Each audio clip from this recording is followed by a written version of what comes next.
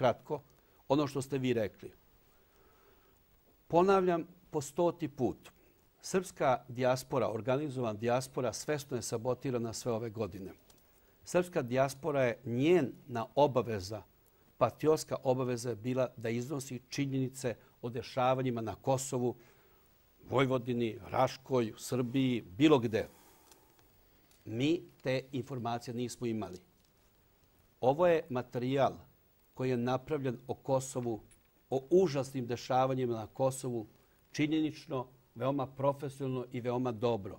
Marta meseca 2004. godine. Gospodin Tadić je odneo jedan kofer ovoga u Ameriku, kako su meni pismeno dali objašnjenje iz Koordinacionog centra, kada je išao u posetu tamo.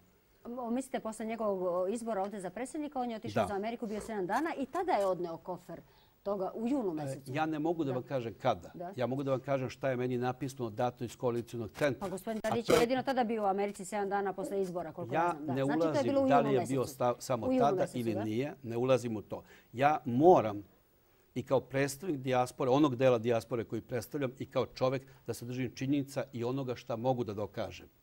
Jer veoma sam u jednoj žiži koja se pazi gde ću izdati nešto što nemam dokaze. Dakle, ovako. Gospodin Tadić je to odneo rečeno i napisano. Pun kofer ovih DVD-a kada je pošao u Ameriku. Kao čovjek koji se bavi medijima, koji izdaje mi novine i radio sam filmove i dokumente u Kosovu i tako dalje, mogu da tvrdim da ako vi ovo date nekome s kim imate razgovor, gospođo Rado, izvolite ovo. Pa vam kažem, mi smo ubijani, klani, nema nikakve koristi od toga. Ali ako sam ja gospođi Radi, gospodinu ili vama poslao ovo mjesec, 2 ili 3 pre mog dolaska, da vi vidite pa da prodiskutujemo te činjenice. Ovdje imate svedočenje ljudi iz Evropske unije, iz UMNIK-a, UMPROFOR-a, naše dece koje su nastradala i njihovi najbliži nastradali u Goraždovcu, drugovi. To je već druga stvar. Sada se ovo pojavljuje. I najgore je, ako vi napravite jedan dokument o stradanju srpskog naroda na kome napišete zabranjeno je širiti dalje. Mislite zabranjeno kopirati ili kako da? Gospođo, ja znam dobro šta govorim. Moje srpske reči ko oslabio posle skoro 40 godina u Švedskoj, ali znam šta govorim. Ako vi date nekome ovo kažete, širi ovo dalje, ali to je zabranjeno da radiš. Dajte mi, molim vas da pogledamo. Dozvolite. Nemojte da uzimate ovo, pa možda da mi ne vratite. Da vratit ću vam, gospodine Janiću, jer vratit ću vam. Ma ne znam ja. Ovdje lepo piše, a ovo je koproducent Koordinacionog centra, ovdje lepo piše.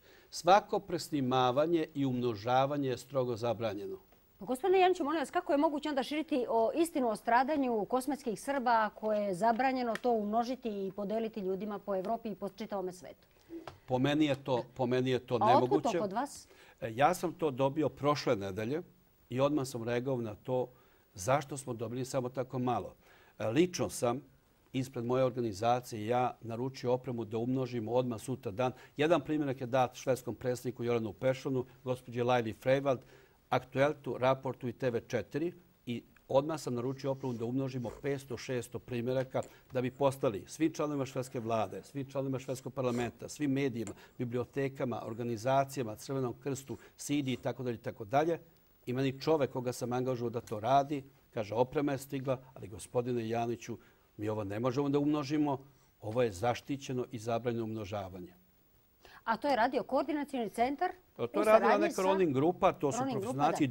Ovo je fantastično dobro napravljeno. Ovo je toliko profesionalno napravljeno. Vratit ćemo se tome, gospodine Janiću, moramo napraviti kratku pauzu, jednu kratku reklamicu, ne traje dugo nekoliko sekundi, pa ćemo se vratiti da razjasnimo ove detalje.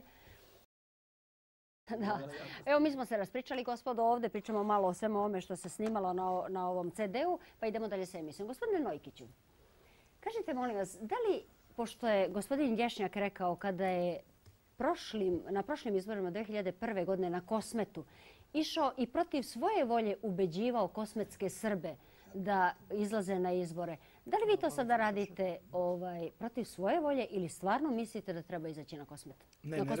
Ne radim ih protiv svoje volje. Zaista mislim ubeđeni ste da treba izaći. Ubeđeni sam da treba da radim i ja sam započeo jednu priču. Nažalost, situacija je takva u studiju da nije ravnopravan tretman svih ovih učesnika, ali svejedno. Oprostite, molim vas, gledalaca naših radi, trebam da kažem još i to da smo mi ovdje, ja sam pozvala ovdje da bude savjetnik gospodina Tadića, predsjednika Srbije, savjetnik po pitanju Kosmeta, međutim odgovorili su mi lepo da gospodin ne može doći u emisiju zato što jutros je otputovao na nedjelju dana, drugog su rekli da ne mogu postati za pitanje Kosmeta, tako da eto zbog toga nemamo još jednog predstavnika. Dozvolite da deklarišem. Molim vas, dozvolite da deklarišem veoma važnu stvar. Ja ne pripadam nijednoj partiji, ja sam Srbin koji momentalno ili skoro 4 decenije živi u inostranstvu, van otadžbine. Znači, raspored snaga niko nije mogo da zna ranije. Moje samo da kažem ono šta mislim i šta većina naših članova misli. Da, hvala gospodine Janiću. Izvolite gospodine Najčić. Pa evo ja želim da nastavim tu gde sam počeo. Malo pre sam govorio o nekim stvarima koje su za mene veoma bitne, iako kažu da ne treba da se obraćamo na te.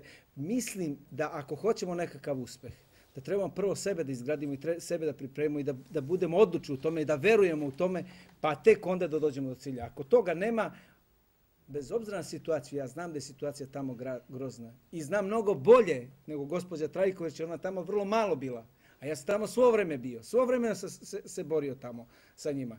Tako da tu situaciju veoma dobro poznajem, razumete. I moja odlučnost da se borim je upravo zbog toga. Ali hteo sam nešto drugo da kažem, nešto što je vrlo važno. Mi govorimo ovde o nekakvom, ako se učestvuje tamo u tim institucijama, da se daje nekakav legitimitet i da se onda, ne znam, na ovaj ili onaj način učestvuje u izgradnji nezavisnog Kosova. Mislim da kad se o tome govori, pre svega treba da se vidi ko je do sada davao i kakav je taj legitimitet. Evo o čemu. Oni koji danas zagovaraju da se ne učestvuje na izbore, oni su upravo u tim institucijama, koriste te institucije, koriste sredstva budžeta Kosova i Metohije, razumete, i daju pun legitimitet. Jer upravo severne opštine su izašle na lokalne izbore, učestvovali na tim izborima i ako su sada protiv izbora, onda bi trebali da kažu sledeće. Mi smo protiv izbora, ali i mi napuštamo institucije u kojima se nalazimo. To su također kosovske institucije, to su također sredstva... Ko je, gospodine, po imenu i prezimenu? Evo, ja ću sad da vam kažem. Gospodin Milan Ivanović je potpredsjednik Skupštine opštine Zvečan. Dobro. To su kosovske institucije. Ja imam ovdje dokumenta... To je Srpsko narodno veće, je li tako? Nacionalno veće? On je Srpsko nacionalno veće, ali on je potpredsjednik Skupštine Zvečan. Ja imam ovdje i dokument. Ovo je memorandum Skupštine opštine Zvečan. Da? Čiji je pečat ovdje? Potpisao ga je aktuelni predsjednik. Gospodin Ivanović. Ne, potpisao ga je Dragiša Milović, inače član DSS-a, predsjednik Skupštine opštine Zvečan, ali koristi pečat UMNIKov. Znači, oni su institucijama, oni daju pun legitimitet tim institucijama.